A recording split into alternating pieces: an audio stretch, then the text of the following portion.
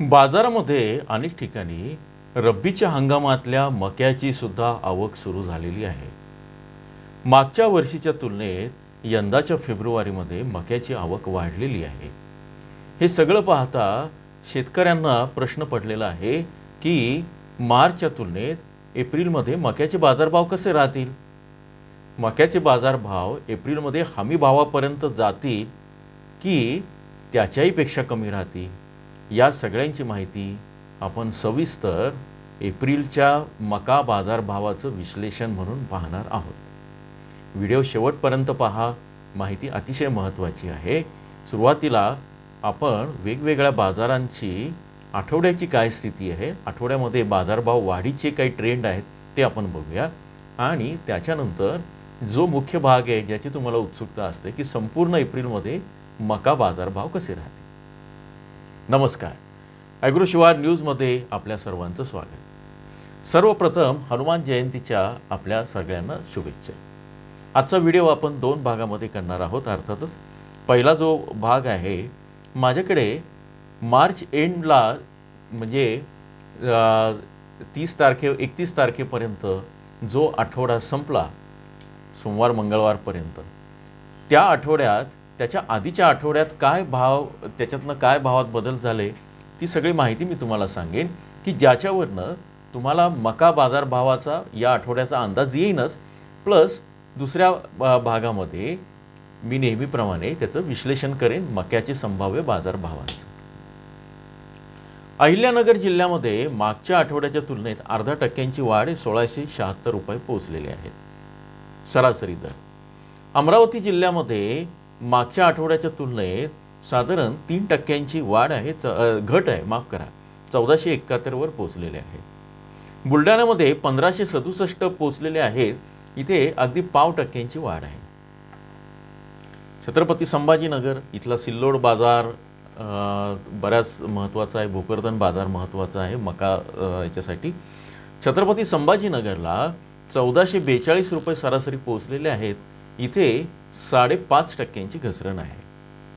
धाराशिवला मात्र 5.5% वाढ आहे, बरोबर उलट छत्रपती संभाजीनगरच्या, आणि बाजारभाव जे पोहोचले ते 1850 रुपयांपर्यंत पोहोचलेले आहे. इथं मी 2 सेकंदाचं निवेदन करतो. ते असं आहे की कालच्या व्हिडिओमध्ये जेव्हा आपण हरभऱ्याची माहिती सांगत होतो, चण्याची माहिती सांगत होतो, त्यामध्ये अनेकांनी सांगितलं की आमच्या चणाला तर काहीतरी 5500 बाजारभाव मिळाला. तर मिळू शकतो, काबुली चणा असेल किंवा आणखी कुठला चणा असेल, त्या बाजारामध्ये जास्तीत जास्त बाजारभाव हे जास्त असू शकतात. आपण जे सांगतो ते सरासरी बाजारभाव सांगतो. जेव्हा सरासरी मक्याच्या बाजारभावाच्या संदर्भात जर 1500 रुपये असेल, तर जास्तीत जास्त बाजारभाव एखाद्या बाजार समितीमध्ये 1600-1700 पर्यंत जाऊ शकतात आणि किमान बाजारभाव अगदी 1000 रुपयापर्यंत सुद्धा खाली असू शकतात. त्यामुळे सरासरीचा बाजारभाव असा आहे की या सरासरीनं जास्तीत जास्त शेतकऱ्यांना त्याची खरेदी झालेली आहे, त्या सरासरीचा फायदा झाला आहे असं त्याचा अर्थ होतो. ठीक आहे. जळगावमध्ये 1640 पर्यंत पोहोचला, इथे 8.25% वाढ आहे. लातूर बाजारामध्ये मात्र 5% घसरण होऊन आता 1823 पर्यंत पोहोचलेले आहेत मक्याचे बाजारभाव. मुंबई आणि पुणे हे 2 बाजार समित्या अशा आहेत की जिथे मक्याचे बाजारभाव नेहमीच चढे असतात. हरभऱ्याच्या बाबतीत ती स्थिती आहे, 3250 रुपयापर्यंत आहे. नागपूरला 1663 रुपये आहे मका बाजारभाव, 1% वाढ आहे. नंदुरबारला 1584, इथे 5.5% वाढ आहे.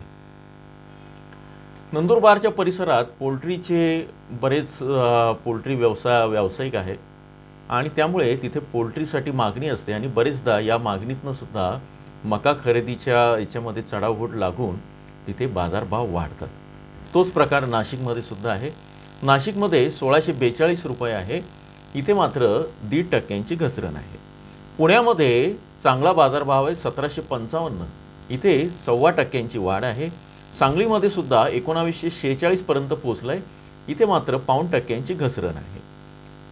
सोलापूरमध्ये 2283 पर्यंत पोहोचलेले आहेत, 25% वाढ आहे.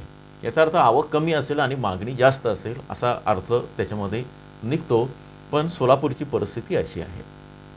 यवतमाळला 1330 रुपये सर्वात कमी बाजारभाव आहेत. एकूण राज्याचा विचार करतात मागच्या आठवड्यात म्हणजे मार्चच्या तिसऱ्या आठवड्यात 1753 होते, आता ते 1764 वर आले. वाढीचा ट्रेंड आहे बऱ्याच ठिकाणी. घट कुठे आहे ते तुमच्या लक्षात येईनच. आता दुसरा जो महत्त्वाचा भाग आहे ज्याची उत्सुकता आहे ते मी तुम्हाला सांगतो. ते म्हणजे कृषी विभागाचा जो स्मार्ट प्रकल्प आहे त्यांच्या अंतर्गत बाजार माहिती व्यवस्थापन आणि जोखीम निवारण कक्ष हे या संदर्भात तिथले विश्लेषक अंदाज देत असतात, विश्लेषण करत असतात.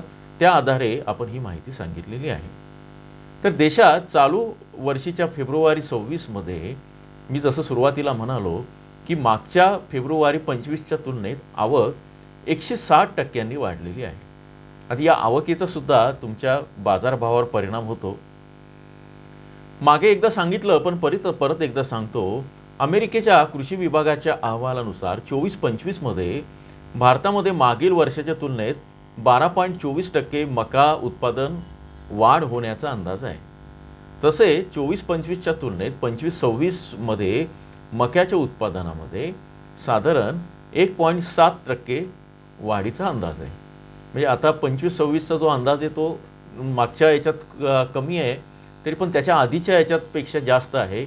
एकूणच मका हा बऱ्यापैकी वाढलेला आहे हे दिसून येईल. महाराष्ट्रामध्ये 25-26चा जो अंदाज काढला आहे तो 57.3 लाख मेट्रिक टनाचा आहे आणि 24-25ला मात्र तो 47.5 मेट्रिक टनाचा होता.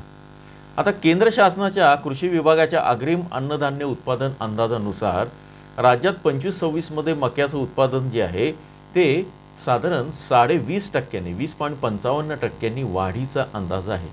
हे सगळं लक्षात घेता आपण नांदगाव बाजारामध्ये मागच्या 3 वर्षांची एप्रिलची सरासरी काय ते बघूया आणि ज्या क्षणाची तुम्हाला उत्सुकता आहे की एप्रिलचे बाजारभाव काय राहतील ते सांगतो. मागील 3 वर्षात नांदगाव बाजार समितीमध्ये एप्रिलची सरासरी अशी होती. एप्रिल 23 मध्ये 1925 रुपये प्रति क्विंटल, एप्रिल 24 मध्ये 2029 रुपये सरासरी प्रति क्विंटल आणि एप्रिल 25 मध्ये 2150 रुपये प्रति क्विंटल. म्हणजे थोडक्यात हे 2000च्या आसपास ते बाजारभाव होते. यंदाचा जो हमी भाव आहे तो 2400 रुपये प्रति क्विंटल इतका आहे. खरीप हंगाम 25 आणि 26 साठी. खरीप हंगामाचं सांगतो, नाही तर परत म्हणाल बाकडे चुकवलं आहे त्याच्यातनं. तर मक्याचे हे हमी भाव आहे. आता एप्रिल 26 साठी जो अंदाज व्यक्त करण्यात आलेला आहे नांदगाव बाजारासाठीचा आहे, इतर बाजारात कमी जास्त होऊ शकतात, तो आहे 1475 ते 1795 रुपये प्रति क्विंटल. परत एकदा सांगतो, संपूर्ण एप्रिलच्या महिन्यात मका बाजारभाव जे असतील ते 1475 ते 1795, फार फार तर 1500 ते 1800 या दरम्यान प्रति क्विंटल सरासरी राहू शकतील. आता इथे हे हमी भावापेक्षा कमी असल्याचं दिसून येत आहे. मका विकायचा की ठेवायचा हा निर्णय तुमचा आहे. पोल्ट्रीला द्यायचा, हमी भावाने विकायचा हाही निर्णय तुमचा आहे. या संदर्भात खाली डिस्क्लेमर दिलेला आहे. जोडून राहा. तुमच्या प्रतिक्रियांचं स्वागत आहे. धन्यवाद.